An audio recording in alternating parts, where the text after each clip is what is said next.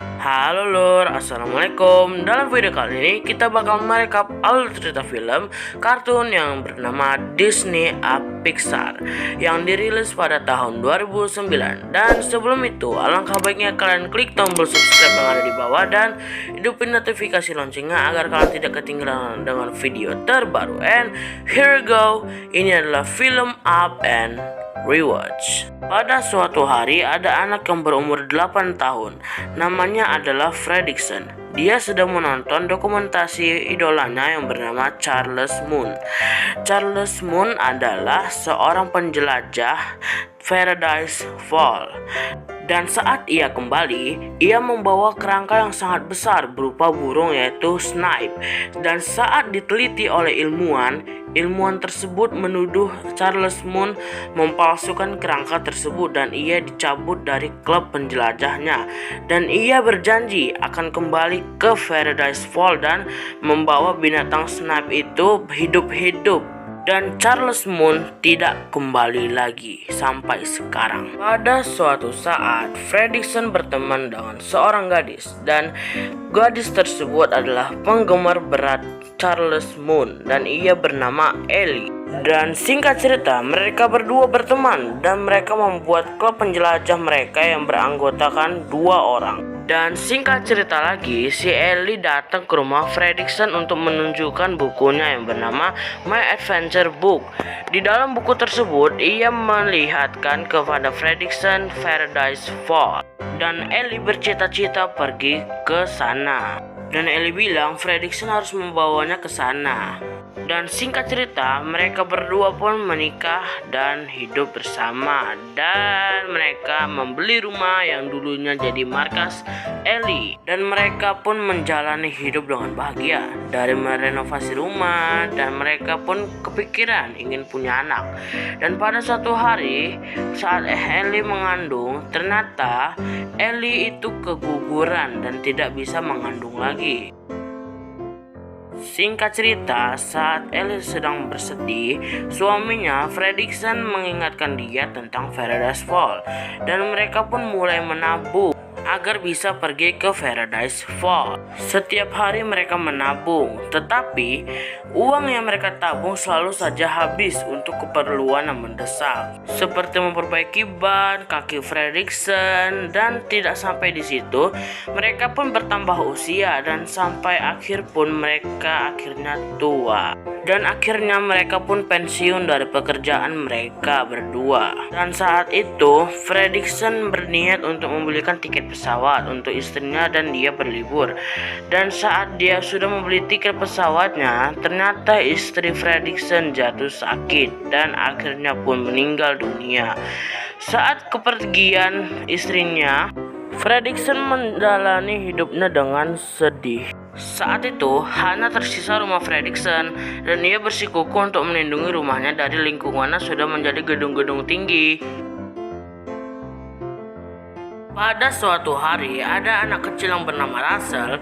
Ia adalah orang dari grup penjelajah rimba yang memiliki tugas terakhir yaitu menolong orang tua. Namun, Fredricksen menolaknya dengan cara membohongi Russell. Russell yang polos itu pun mempercayai kata-kata Fredricksen. Pada suatu saat, Fredricksen melukai seorang pekerja karena tidak sengaja merusak kotak surat miliknya. Fredricksen pun dianggap meresahkan oleh publik. Maka dari itu, Fredricksen akan dimasukkan ke panti jompo dan rumahnya akan digusur. Fredricksen pun pasrah akan keputusan yang diberikan oleh pihak berwajib. Namun saat itu ia menemukan buku petualangan milik Ellie dan ia berjanji akan menepati janjinya. Saat tim panti jompo datang menjemput, tiba-tiba ribuan balon mengangkat rumah tersebut dan rumahnya pun terangkat oleh balon itu. Namun saat di perjalanan tiba-tiba ada yang menggedor-gedor pintu dan ternyata saat dibuka oleh Fredricksen itu adalah Russell yang ingin menyelesaikan tugas terakhirnya dengan cara menolong Fredricksen. Fredricksen pun kaget dan akhirnya Russell pun boleh diizinkan masuk oleh Fredricksen. Saat di perjalanan, sayangnya mereka bertemu dengan badai dan petir, dan akhirnya mereka sampai juga ke Amerika Selatan. Saat Fredricksen ingin menurunkan rumahnya, malah ada angin kencang yang mengharuskan Fredricksen menahan rumahnya agar tidak terjatuh ke dalam jurang. Lalu, karena tertiup angin, rumah tersebut pun mendarat di seberang Paradise Fall. Fredricksen pun bingung bagaimana cara agar bisa ke Paradise Fall. Tapi Fredricksen menyuruh Russell untuk naik ke rumahnya agar bisa menyeberang ke Paradise Fall.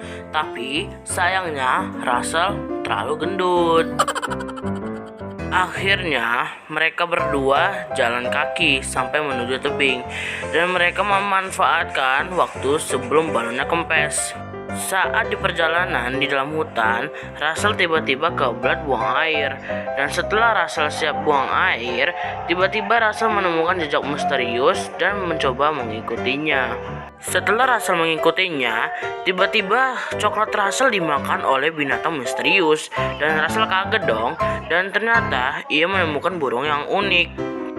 Russell pun mengenalkan burung itu kepada Mr. Fredricksen dan ia memberi namanya adalah Kevin. Fredricksen melarang Russell untuk memelihara Kevin, tapi tanpa tahunya Fredricksen, Russell membawa Kevin dengan cara memberikan coklat kepada Kevin. Singkat cerita, mereka berdua bertemu dengan anjing. Anjing ini adalah namanya Duck. Duck ini adalah anjing yang bisa berbicara karena kalung yang ada di lehernya. Duck pun memohon kepada Kevin agar membawanya ke markasnya. Di tempat lain, segerombolan anjing yang dipimpin oleh Alpha sudah menemukan jejak Kevin. Sepanjang perjalanan, Fredricksen terganggu oleh Duck dan Kevin karena ulah mereka. Fredricksen pun melempar bola dan coklat sejauh mungkin, dan mereka berdua pun berlari agar tidak dapat dikesan. Tetapi Duck dan Kevin masih saja dapat mengasah mereka berdua. Pada malam hari, Fredricksen dan Russell mengobrol bersama, dan mereka bercerita mereka sama-sama kesepian dalam hidup mereka. Yang Fredricksen ditinggal Ellie dan Russell tidak tahu orang tuanya kemana sekarang. Malam semakin larut dan akhirnya mereka berdua pun tertidur. Saat terbangun di pagi hari, gas helium pada balon sudah menipis dan mereka melanjutkan perjalanan menuju Paradise Fall. Tetapi Kevin tidak bisa ikut karena harus melindungi anak-anaknya.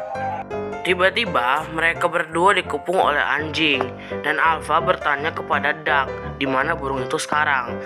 Tetapi Duck tidak menjawab burungnya kemana, dan akhirnya anjing-anjing itu membawa mereka ke markas mereka.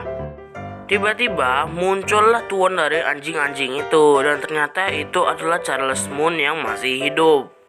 Charles berkata bahwa mereka berdua tidak berbahaya, jadi dia mengundang mereka berdua untuk makan malam di balon Skybird miliknya. Duck yang ketahuan tidak melakukan misinya dengan benar dihukum dengan cara memasang corong hina di lehernya. Di dalam balon Skybird terdapat banyak kerangka hewan langka. Saat malam makan tiba, Charles menceritakan kepada mereka berdua bahwa ia mati-matian mencari burung snipe dan membawanya kembali agar bisa membersihkan namanya. Saat sedang menjelaskan tentang burung itu, Russell bilang ke Charles bahwa itu adalah burung peliharaannya yang bernama Kevin. Saat Russell bilang bahwa itu adalah burungnya, Fredricksen terasa terancam dan melihat keluar. Ternyata Kevin ada di atap rumahnya. Saat ingin kabur, mereka berdua dikejar oleh anjing-anjing itu. Tapi Duck membantu mereka agar bisa kabur. Tapi sayangnya, kaki Kevin digigit oleh Alpha yang menyebabkan kaki Kevin terluka. Mereka memutuskan untuk kembalikan Kevin ke sarangnya terlebih dahulu. Saat ada di perjalanan, tiba-tiba Charles Moon melacak Duck yang ada di lehernya, dan akhirnya Kevin pun tertangkap. Tetapi Charles Moon membakar rumah Fredricksen untuk mengalihkan perhatian, dan akhirnya Kevin pun dibawa oleh Charles Moon. Fredricksen pun marah kepada Russell dan Duck karena menghambat tujuannya yaitu ke Paradise Fall. Tetapi Russell malah ngambek karena Kevin ditangkap oleh Charles Moon. dan Fredricksen pun melanjutkan perjalanannya, yaitu ke Paradise Falls, tempat yang diimpi-impikan oleh istrinya. Lalu Fredricksen masuk ke dalam rumah, lalu melihat buku memori milik Ellie, yang ternyata isinya adalah kenangan dia bersama Ellie. Dan di akhir buku tersebut ada tulisan yang bertuliskan, "Terima kasih untuk petualangan dan mencari yang baru, cinta Ellie." Saat ingin meminta maaf kepada Russell, tiba-tiba Russell terbang menggunakan balon helium milik Fredricksen. Lalu Fredricksen terpaksa membuang semua barang-barang yang ada di rumahnya agar bisa menolong Russell. Akhirnya rumahnya pun bisa terbang, dan tiba-tiba Duck ada di teras rumah Fredricksen. Fredricksen pun senang. Scene lalu berpindah kepada Russell yang sudah berhasil masuk ke dalam balon milik Charles Moon. Tiba-tiba dia ketahuan oleh Charles dan berniat untuk membuang Russell dari pesawat. Tetapi Fredricksen dan Duck berhasil menyelamatkan Russell. Fredricksen dan Duck pun akhirnya mengendap-endap masuk ke dalam balon Saiblin, dan akhirnya mereka berhasil membebaskan Kevin. Lalu Duck ketahuan oleh Alpha dan lainnya, dan akhirnya Duck dikejar oleh Alpha dan anjing lainnya. Tetapi Duck berhasil mengambil pimpinan dan menjadi bos semua anjing. Lalu Fredricksen dan Charles akhirnya bertarung, dan akhirnya Charles pun kalah dan Fredricksen pun bisa kabur dari Charles. Lalu Russell pun bebas, tetapi tiba-tiba dia terjatuh dan anjing utusan Charles menyuruh untuk menyerang Russell. Namun akhirnya Russell bisa naik ke dalam rumah Fredricksen. Dan saat ingin berangkat, tiba-tiba Charles menembak balon yang ada di rumah Fredricksen. Dan Fredricksen pun mencoba menahannya menggunakan selang. Namun saat mau berangkat, tiba-tiba pintu rumah Fredricksen didobrak oleh Charles Moon dan hendak menembak Kevin. Tetapi Fredricksen memancing Kevin dengan menggunakan coklat.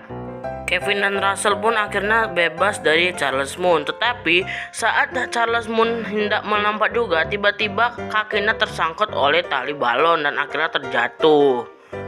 Namun sayangnya rumah Fredricksen jadi jatuh dan tidak terlihat lagi. Namun mereka berdua mengantar Kevin pulang untuk bertemu dengan anak-anaknya. Dan mereka berdua pun menggunakan balon Saiblin milik Charles Moon untuk pulang ke rumah. Dan Fredricksen di hari pelantikan Russell akhirnya datang untuk memberikan rencana terakhirnya, yaitu menolong orang tua. Dan tidak lupa juga Fredricksen memberikan rencana milik Ellie yang pernah dikasih oleh Ellie untuknya. Dan mereka berdua pun dan Duck akhirnya makan es krim di tepi jalan sambil menghitung mobil-mobil yang ada di jalan tersebut. Dan di akhir film atau di post credit, akhirnya rumah Fredricksen bisa di seberang air terjun Paradise Falls, tempat yang diinginkan oleh Ellie. Oke lur, bagaimanakah tadi ceritanya? Apakah seru? Apakah menarik? Bagi kalian yang suka dengan video kali ini, jangan lupa kalian berikan like dan komen di video selanjutnya. Kalian mau di request film apa, dan jangan lupa buat di subscribe channel ini. Dan thanks for watching and until next time, and see you to video selanjutnya, and bye bye.